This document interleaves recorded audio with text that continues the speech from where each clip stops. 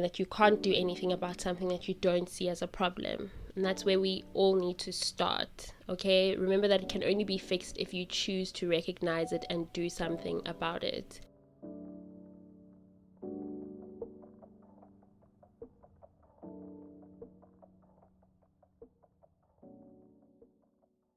Hi community, welcome back to acupfulll. Thank you so much for joining me. I really do appreciate it. I am so grateful that you are here. I hope that you're taking care of yourself. I hope that you are keeping the promises that you have made to yourself, the ones that you put down at the end of last year, maybe any ones that you put down right at the beginning of January. Anything really that you said to yourself, this is the year that I want to do it. I hope that you have started doing it. And sometimes all you just really need to do is to actually just get going, get moving. Don't even give yourself a chance to overthink it. Just do what you said you are going to do. And if it doesn't work out, or if you feel like you are not making any progress, or whatever the obstacle, just remember that we have still got the whole of 2025. So you can just sit down and go back to the drawing board and figure out what you need to remove, what needs to stay, where you need to maybe change paths, methods, whatever that's going to look like. Okay, so yeah, just make sure that you are doing it and putting one foot in front of the other. So in this week's episode, we are going to be getting into a new series that I've decided I'm going to start. The season is almost coming to an end, and I really thought that it would be a good idea that I close it off with a nice little series where I talk about different things that have helped me navigate healing that I've done, practical things that are not overwhelming or that are not too complicated. I mean, I guess this is also me speaking from my own experience, but I just really, what I'm trying to get to is I wanted to share some of the things that have been very helpful in helping me navigate healing and moving past things that I never thought that I could move past. I didn't even have an idea where I was going to start. And I'm obviously going to get into it in the episode, but I struggled for a really long time with a lot of things, and I have been open on the podcast about how I used to struggle with navigating my emotions, navigating my feelings, expressing my true self, and just being able to be truthful about where I was at mentally, identifying my feelings, identifying my position mentally. And I've spoken openly about how there are so many different things that I've struggled with, from people pleasing to using alcohol as a crutch at some point or another, to not being able to navigate and process my feelings. And so in November of 2023, I decided that I was tired of carrying the weight of pain, shame, and anger on my shoulders. And I told myself that I want so much more than to constantly run away from my problems and pretend that I'm okay, even when I was at my worst. I just, for a very long time before getting to this place that I'm at right now, I was honestly just pretending. I was not happy. I was not fulfilled. I was on edge all the time. I was very sensitive, very reactive. Anything would make me cry. And if I did not feel like I was in control of a situation, it would frustrate me. So, and these things were just symptoms. There was a deeper problem. There was a deeper problem, deeper root causes that I really needed to get to the bottom of. So I spent all of 2024 just really focused on that, understanding what happened to me and working on healing and intentionally taking care of myself. And right now, as I'm recording this episode, I'm actually looking at the book that was part of the reason why, a big reason why, a big helpful resource, and a big reason why I have been able to overcome so many of just the obstacles, the mental obstacles that I was experiencing. You know, when something is finally put into perspective for you and you go, oh my goodness, so this is what this is. There is a frustration that comes with not understanding why you are not able to stop doing certain things, why you're not able to overcome certain feelings of hatred, frustration, anger, shame. And what happened to you, it helped put things in perspective for me. And it was also another tool and resource that helped me so much in terms of moving forward and finding a way forward that would work for me. It's called What Happened to You, and on the cover it says Conversations on Trauma, Resilience and Healing, and it's by Dr. Bruce D. Perry and Oprah Winfrey. Everybody knows who Oprah Winfrey is, very popular television personality and businesswoman and philanthropist.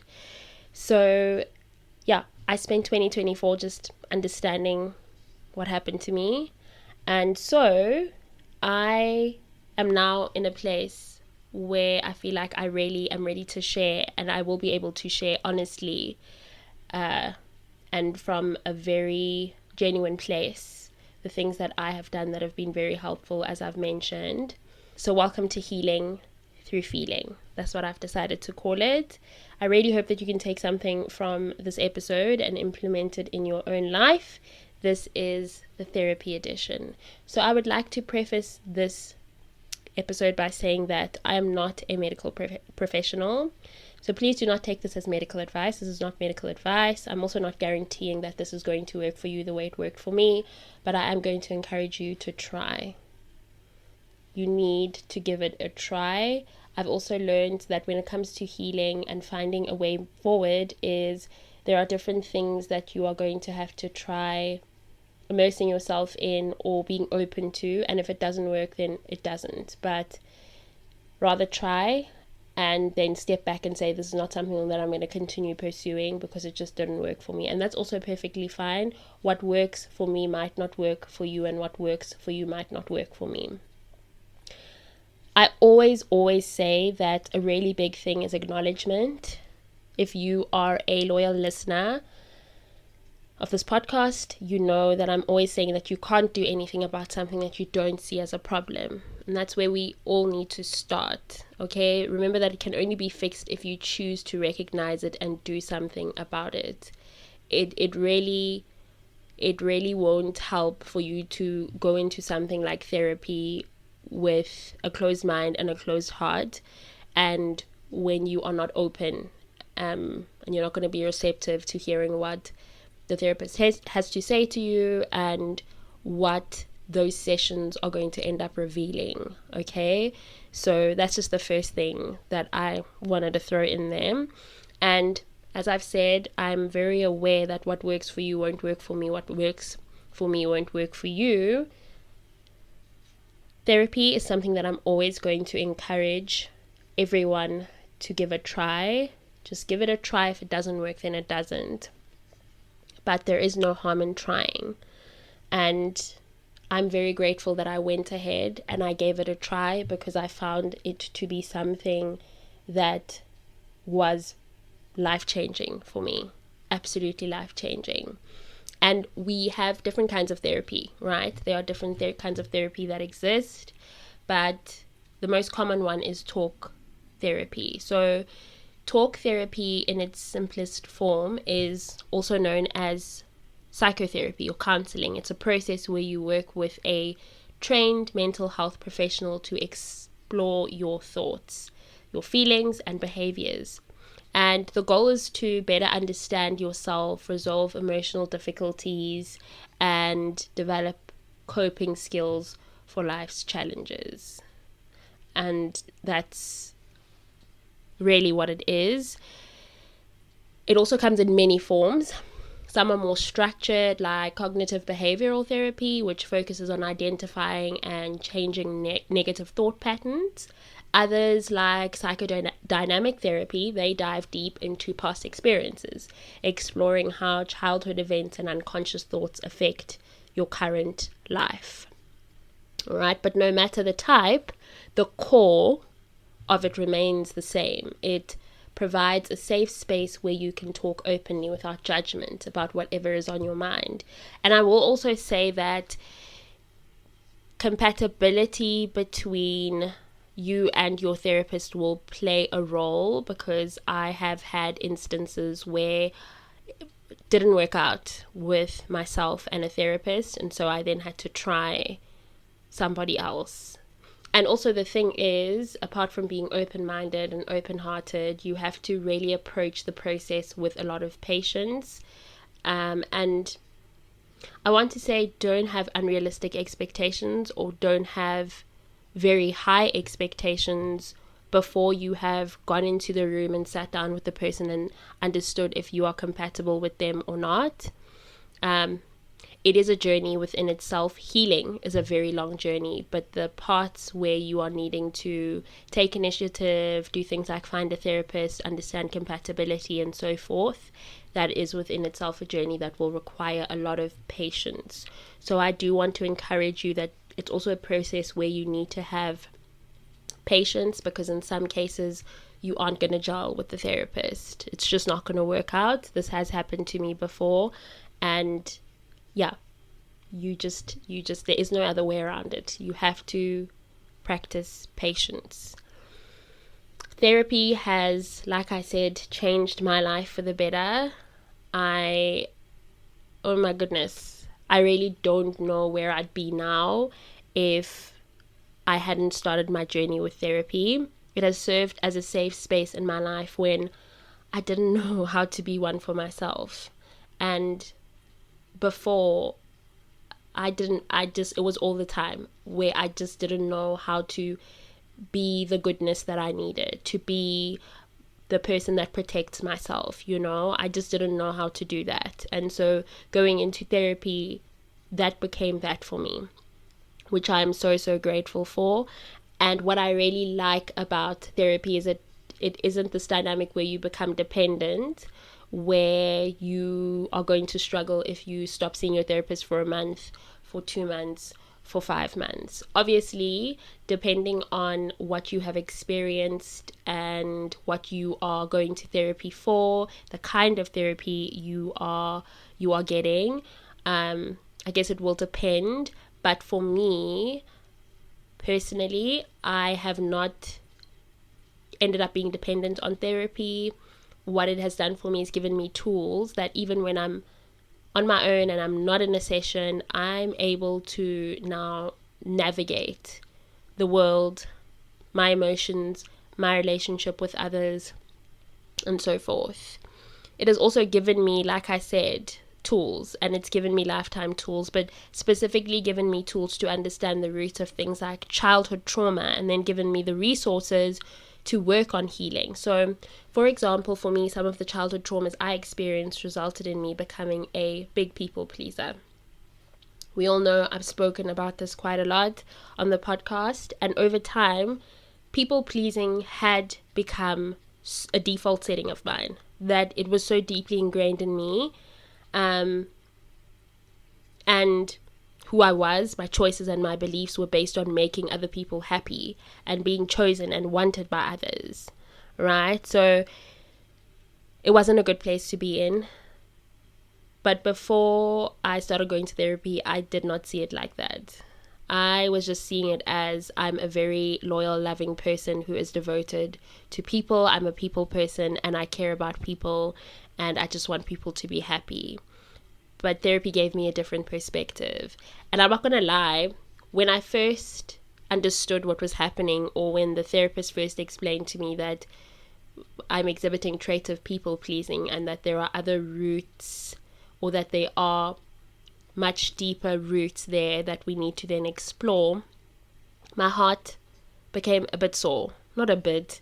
I was shattered. I was very, very, very sad, because this idea of myself that I had created in my head was actually not real.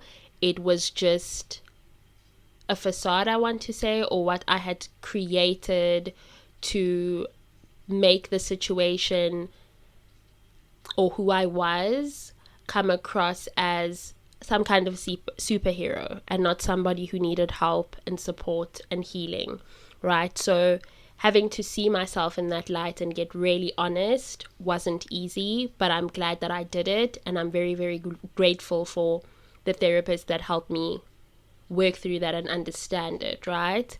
So yeah, I was really struggling with that, and it was costing me a lot when it came to my mental health, my emotional well-being, my finances, and my physical comfort.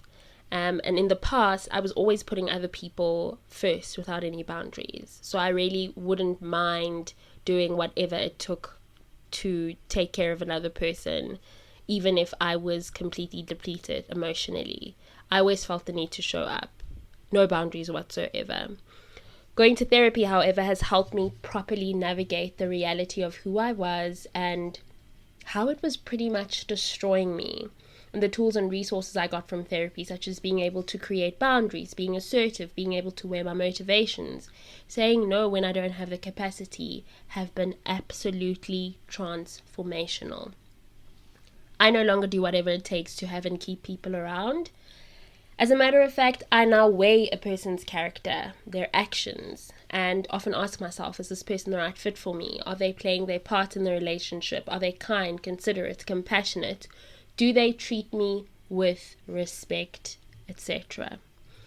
It has helped me confront my feelings. Like I absolutely 110% with all of the confidence in the world am able to say that I now give myself the space, the time, all of it to genuinely feel whatever it is that I'm feeling. And not in a way where I'm making it another person's problem or I'm not able to move forward with my day, but I allow myself to just sit with something. And that has also been something that has been so helpful that I've heard in therapy. Sometimes you just need to sit with it. That is it. Not to say that your life must stop, not to say that your behavior must change towards other people, but just sit with it. Give yourself time to sit with it so that you can understand how it's making you feel, how it's impacting you, how you would like to deal with it, and so forth. So I give myself more space and time, and I just don't avoid my feelings anymore, and I'm not afraid to sit with the things that I'm feeling. Some of my childhood experiences conditioned me to believe that I'm only lovable and acceptable when I don't express how I'm truly feeling. And this is what I carried into adulthood. The only thing that I could truly understand and relate to was peacekeeping. And the others, I really didn't know how to deal with them. It was a bit of a struggle. So, for example, I didn't know how to deal with conflict. Actually, not a bit. I just used the word, I used the phrase a bit no. Was a big struggle. So I didn't know how to deal with something like conflict, for example. And so I would either retreat, be passive aggressive, or give the silent treatment. But now I know how to express myself a lot better to others. I can identify all of my feelings and emotions, sit with them, and work through them calmly. And I also I really don't expect, or I don't wait on an apology anymore. I used to speak my feelings with the intention of hearing an apology, waiting for an apology, waiting for somebody to seek my forgiveness. But now, because of I can regulate my emotions a lot better, and it is no longer about how the other person is going to react. It's about how I'm feeling, how I'm expressing myself, how I'm sharing and what I'm sharing. I just want to share the information. It really is up to the other person if they decide to apologize or seek my forgiveness.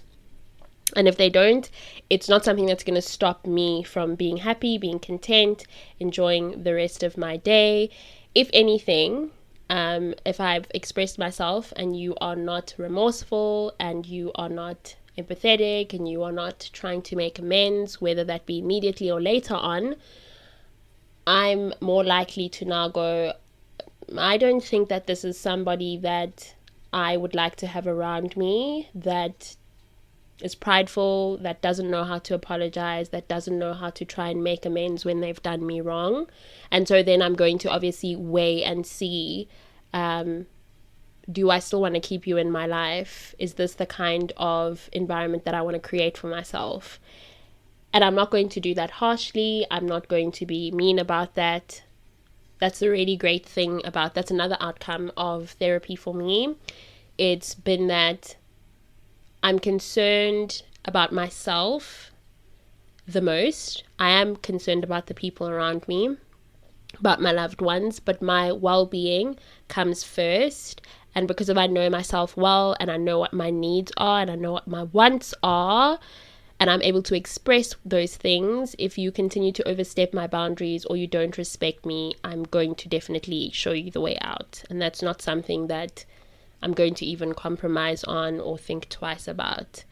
And of course, I'm not someone that just cuts people off immediately, but if I'm clear on my communication, if I'm open with you, if I share with you that I don't like this, you did this and I don't like it, and you repeat it, or you're not remorseful like I said, then I'm not going to hesitate to do whatever it is that I need to do to make sure that I am putting myself first and I am prioritizing my well-being.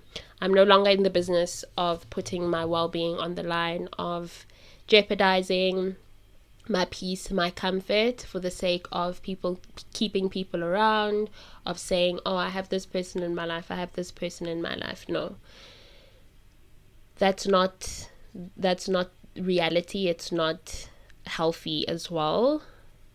Relationships are give and take, two-way street. You can't be the only one doing the pushing, and I can't be the only one doing the taking. Yeah. So I'm so grateful. I'm so grateful that this is the place that I find myself in. I've also become a lot more self-aware, which has played a pivotal role in strengthening my self-trust and self-confidence as well. These are things that are always going to be a work in progress, but in comparison to where I come from, who I was before, my word, there is a huge difference. And I'm just so proud that this is all of the progress that I've made. I know myself and I understand myself a lot more intimately than I did before. And that makes me so, so happy. It gives me so much comfort. My coping mechanisms have become healthy as well. So, for example, before I would pick up a glass of wine or a shot of something even stronger to calm down. But now I would much rather journal or do a breathing exercise or just sit with what I'm feeling and give myself an opportunity to process it. In the process, I have chosen sobriety, which has been amazing. It has been 1 year and 2 months since embarking on the journey, and I'm not going to be looking back anytime soon. I'm not. I'm absolutely 110% not. Lastly, I actually believe that I deserve better. I allow myself to experience that. I treat myself with the love, compassion, and respect that I deserve. And I definitely expect that from other people too. Before I started to know how to do things like regulate my emotions and just self-soothe in healthy ways and cope in healthy ways and deal with my feelings and emotions and so forth, I used to think very little of myself. My outlook of myself was really, really poor. I was okay with being treated poorly, and I treated myself very poorly. But with the help of therapy, I have developed a completely different outlook of myself. And I'm definitely becoming the woman of my dreams. And it makes me so, so happy that I can look in the mirror and I can be proud of the person that I'm seeing. I can look at my actions and my choices and I can go, wow, you have done so much work on yourself. You have really, really changed so many things about yourself in the best ways possible. And I've realized also that there is absolutely nothing wrong with having boundaries, that I can be loving and kind and generous and gentle and compassionate, but still have boundaries and not be somebody that people feel like they can play around with, and not be somebody that allows people to take advantage of their kindness.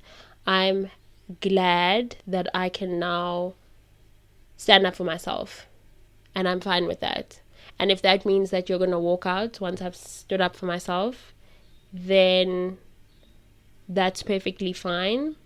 But it also just shows me that if I was able to communicate with you properly, respect you, make you aware of my likes and my dislikes, make you aware when you were stepping on my toes, making me uncomfortable, and you still choose to not receive that, then that is not my problem. That is not something that I am supposed to be stressing about. That is a reflection of where you are, and it's really up to you as an individual to work on yourself. But there's only so much that I can do.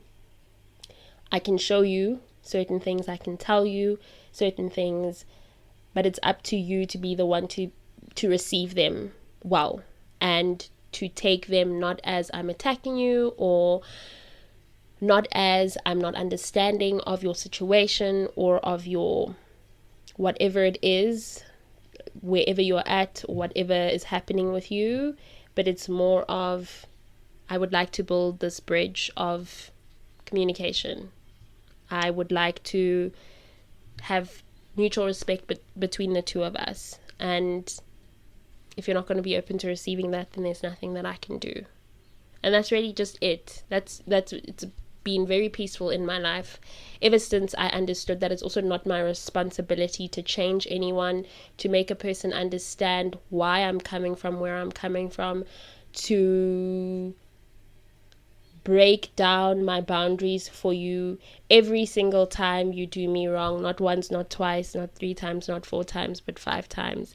No, absolutely not. There is no need for you to have patience with somebody who doesn't have any patience or regard for you. You just politely ask them to move, or you remove yourself from their life.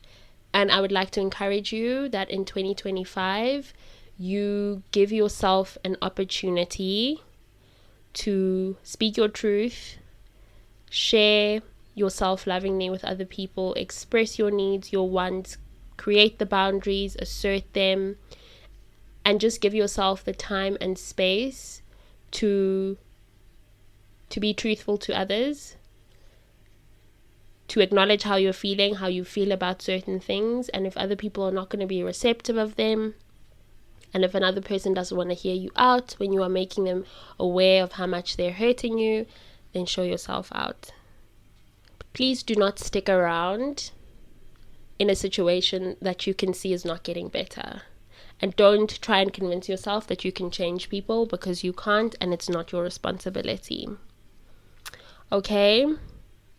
So yeah, therapy has been instrumental in getting me to this point. It hasn't been easy. Peeling back the layers and being honest about the raw and sore parts of me hasn't been easy at all, but it has changed my life for the better. This is an ongoing journey. Like I said, this is an ongoing journey that I'm really grateful for. Healing isn't linear. In fact, some parts of it are so messy. But I am embracing it all, and I'm absolutely committed to continuing to do right by me and doing right by my loved ones, because it's about me on the most part, but it is also about my loved ones, about the people that I'm in relationship with, about people that I am going to work with, I'm going to be in community with, that I have interactions with, even complete strangers. You know, our behavior, who we choose to be, just how we choose to interact with ourselves is going to impact how we are going to interact with other people. And I realized that before, how I was interacting with myself wasn't full of love, wasn't full of generosity, wasn't full of kindness.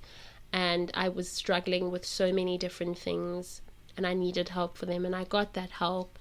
But I'm realizing now that the transformation that has happened in my relationship with myself is definitely affecting the person that I am outside in the world, and how I see the world, how I perceive certain situations, how I choose to deal with certain emotions, certain moments, you know. So just make sure that you are aware of that you're cognizant of the fact that there are certain things like the pains, shame, fear, anxieties, traumas that you won't be able to just get rid of by buying a handbag, or by drinking something, or by having a certain amount of money, and they are going to influence how you are going to interact with yourself and with other people.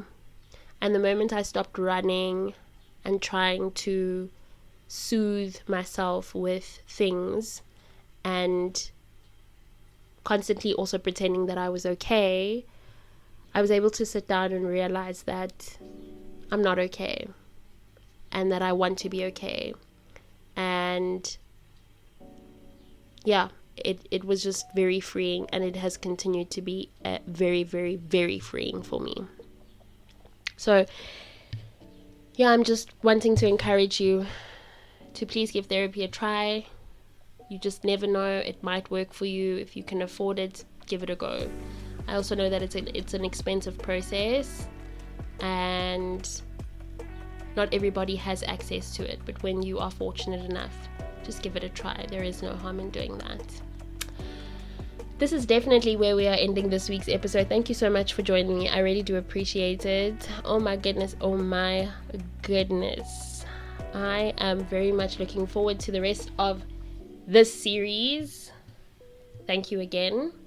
Please don't forget that A Cupful is on all listening platforms, and share the link, share on WhatsApp, share on Instagram, share in your TikTok DMs, wherever. Don't be shy, okay? Please do not be shy. Have a lovely remainder of this week. Rest when you need to, work when you need to. Be kind to yourself and others. That is very, very, very important. Remember that there is help. You can get help for the things that you are carrying that are heavy, that you just need a relief from. And there is help that won't be short term, that won't be temporary, that can be for the long haul. Tools and resources that you can apply for the rest of your life. And most importantly, don't forget to keep doing the things that fill your cup.